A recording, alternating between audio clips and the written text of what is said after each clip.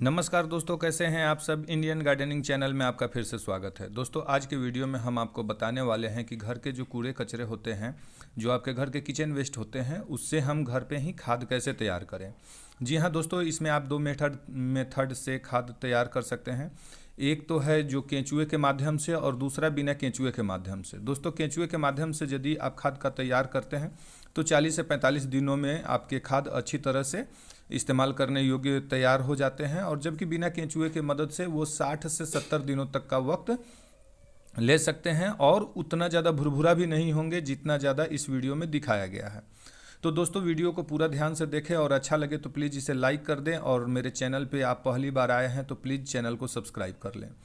दोस्तों, मैंने यहाँ पे दो बिन तैयार किया हुआ है, यानी दो कंटेनर मैंने रेडी किए हुए हैं। दोनों में मैं अपने घर के जो किचन वेस्ट होते हैं उनसे खाद तैयार करता हूँ। एक तो है ये थर्मोकोल का फिश बॉक्स, इसमें भी मैं खाद तैयार करता हूँ चूँकि इसमें बहुत भारी मात्रा में खाद तैयार होती है। और साथ ही मैंने लिया है एक 20 लीटर का पेंट का जो बकेट होता है वो, और इसमें काफ़ी कम मात्रा में खाद तैयार होते हैं, क्योंकि जब हम किचन वेस्ट इसमें डालते हैं तो ये पूरी ऊपरी सतह तक भर जाते हैं, लेकिन खाद तैयार होने के बाद लगभग इसमें आधे से भी कम बच जाते हैं। तो दोस्तों, जैसा कि आप देख पा रहे होंगे कि ये मेरे घर के जो किचन वेस्ट जो थे उससे मैंने ये खाद तैयार किया है, और मैं गुड़ाई करके देख रहा हूँ कि वो बिल्कुल अच्छी तरह से डिकम्पोज हो गए हैं। अब मैं इन्हें निकाल सकता हूँ, चूँकि इनमें केंचुए हैं तो इन्हें थोड़ा बाहर निकाल करके और अच्छी तरह से इसकी तैयारी करनी होगी। तो दोस्तों, सबसे पहले आपको बता दूं कि खाद तैयार करने के लिए हम इस बीन का निर्माण कैसे करेंगे। तो जैसा कि आप देख पा रहे हैं कि मैंने एक पेंट के 20 लीटर का बकेट लिया है, और उसमें लोहे के छड़ को गर्म करके और उसमें मैं एक होल बना लेता हूं।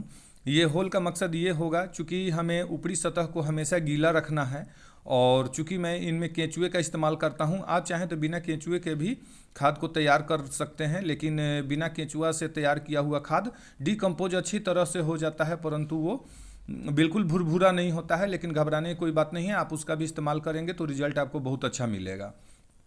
तो आपको दोनों शर्त में ये होल बनाना होगा, क्योंकि यदि ऊपरी सतह को हमें हमेशा गीला रखना है तो गीला रखने के दौरान जो भी एक्सेस वाटर होते हैं या पानी जो इसके डिकम्पोज हो करके जो इसमें से जो तरल पदार्थ निकलते हैं, जिसे हम जाइम भी कहते हैं, और उसका इस्तेमाल पौधों के लिए काफ़ी ज़्यादा अच्छा और कारगर होता है, तो उसके लिए ये ड्रेनेज होल ज़रूरी है। दोस्तों, ड्रेनेज होल के नीचे पानी का रास्ता जो है वो बंद ना हो, इसके लिए मैंने जो हार्ड पत्ते होते हैं गार्डन के, आप कोई भी गार्डन का जो पत्ता है आपके गार्डन में जो बहारते हैं, तो पत्ते पुत्ते या कुछ भी सूखे आइटम जो निकलते हैं उसे आप नीचे डाल दें। गीला कचरा को ऊपर रखेंगे और सूखा कचरा को नीचे रखेंगे। तो जैसा कि आप देख पा रहे हैं कि मैंने कुछ गन्ने के जो पत्ते हैं उसे छोटे छोटे टुकड़ों में कट करके और निचली सतह में दे दिया है। दोस्तों, इसके साथ ही गार्डन में अपने जब झाड़ू लगाएंगे तो बहुत सारे सड़े गले पत्ते आपको मिलेंगे। तो जो भी सड़े गले पत्ते हैं, यहाँ पे ध्यान रखेंगे कि प्लास्टिक का कोई टुकड़ा या शीशा कांच वगैरह का आपको नहीं डालना है इसमें। और बाकी गार्डन के जो भी सूखे पत्ते हुए होंगे, जो भी वेस्ट होंगे आपके घर के, आप उन्हें नीचे डाल दें, और उसके ऊपर हम डालेंगे गीला कचरा को। दोस्तों, बिना बदबू के यदि आपको खाद तैयार करना है तो आप ध्यान रखें कि पके अनाज का इस्तेमाल इसमें न करें, क्योंकि उससे काफ़ी ज़्यादा आपके गार्डन में बदबू फैल सकती है। मैं यहाँ पे इस्तेमाल करता हूँ जो भी मेरे घर में सब्जियों के जो कतरन होते हैं, सब्जियों के काटने के बाद जो वेस्ट बच जाते हैं, मैं उन्हें पूरी तरह अच्छी तरह से कुतर के और इसमें डाल देता हूँ। इसके साथ ही किसी भी प्रकार के फल के जो अवशेष होते हैं या छिलके होते हैं, आप उनका भी इस्तेमाल कर सकते हैं।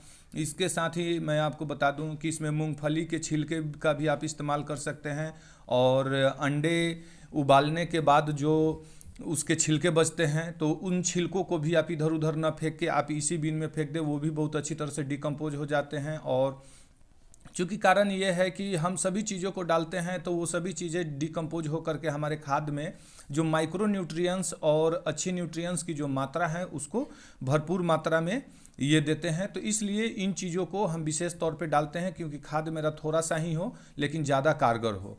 तो बाज़ार में मिलने वाले अन्य जो केंचुए खाद हैं उससे काफ़ी ज़्यादा प्रभावशाली ये खाद तैयार होते हैं, क्योंकि सब्जियाँ वेस्ट जो भी हम डालते हैं उनसे जो हमको एनर्जी मिलता है वही डिकम्पोज हो करके वही एनर्जी वो पौधों को भी देते हैं। तो आप समझ सकते हैं दोस्तों बीन तैयार होने के बाद आप इसमें अनाज के भी जो अवशेष बचते हैं आप उन्हें भी डाल सकते हैं, लेकिन कच्चे। यदि पके हुए अनाज जो हमारे घर में रोटी चावल वगैरह पका हुआ यदि बच जाता है और वो भी डाल सकते हैं, बट उसे डालने के बाद थोड़ी सी बदबू वो आपको फैला सकती है आपके गार्डन में। तो चूंकि मैं इसे घर के अंदर अपने गार्डन में रखता हूँ तो मैं इनमें पके अनाज का इस्तेमाल नहीं करता हूँ। हाँ, कच्चे अनाज जैसे चावल गेहूँ या आटा वगैरह कुछ थोड़ा सा बच जाता है तो उसे भी आप इसके अंदर डाल सकते हैं।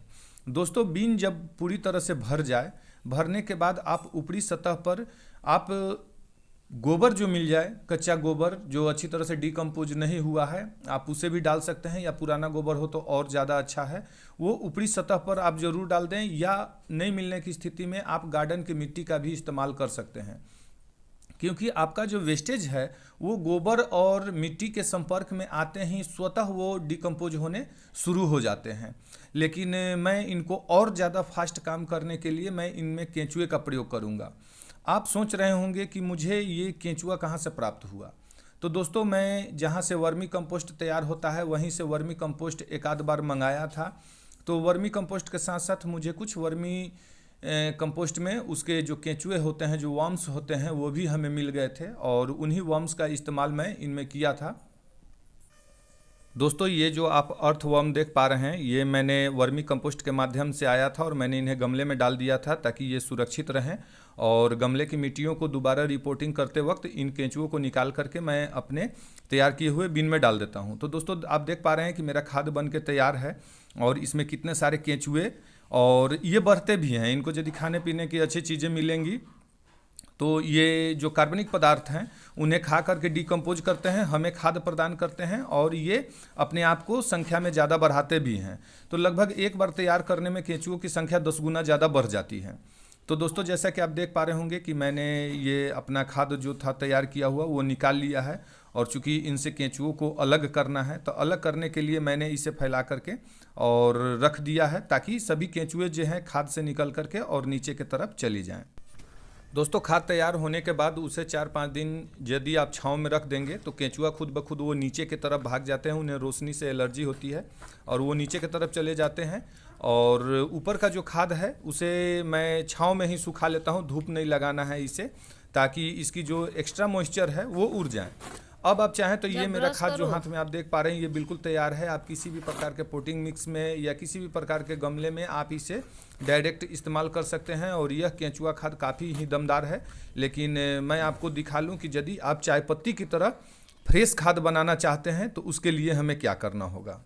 चाय पत्ती की तरफ फ्रेश खाद तैयार करने के लिए मैंने एक लोहे का जाली का इस्तेमाल कर रहा हूं, और उसमें छलनी से मैं इसे अच्छी तरह से छान लूँगा। छानने के बाद जो आप देख पाएंगे कि नीचे का जो अवशेष है वो बिल्कुल एकदम चाय पत्ती की तरह बारीक है, और ऊपर का जो मोटा अवशेष है उसे भी मैं हाथों से भुरभुरा बना करके और दोबारा छानूंगा तो उसी तरह के निकलेंगे। हालांकि ये आपको इतना करने की आवश्यकता नहीं है, ये मैं सिर्फ आपको ये करके दिखा दे रहा हूँ कि जो मार्केट से हम केंचुआ खाद खरीदते हैं वो भी इतने ज़्यादा फ्रेश नहीं होते हैं, क्योंकि वो बड़े पैमाने पर तैयार किए जाते हैं। तो मार्केट में अच्छी प्राइस के लिए इस तरह के जो चाय पत्ती के जैसे भुरभुरे खाद हैं वो तैयार किए जाते हैं। लेकिन आपको इतना करने की कोई आवश्यकता नहीं है। आप इसके मोटे अवशेष को ही हाथों से भुरभुरा बना करके और मिट्टियों के साथ अप्लाई करें, वो आपके गार्डन को काफ़ी ज़्यादा फायदा पहुँचाएगा। तो दोस्तों आपने देखा मेरा वर्मी कंपोस्ट बनके तैयार है, और यह वीडियो आपको कैसा लगा, अच्छा लगा तो प्लीज़ इसे लाइक के बटन को क्लिक करना नहीं भूलिएगा, और मेरे चैनल पे नए हैं तो प्लीज़ इसे सब्सक्राइब कर लीजिएगा। दोस्तों इसी तरह मैं आपके लिए इंटरेस्टिंग वीडियो लेकर के आते रहता हूं, तो मिलते हैं एक और नए वीडियो के साथ। तब तक के लिए नमस्कार, आपका दिन शुभ।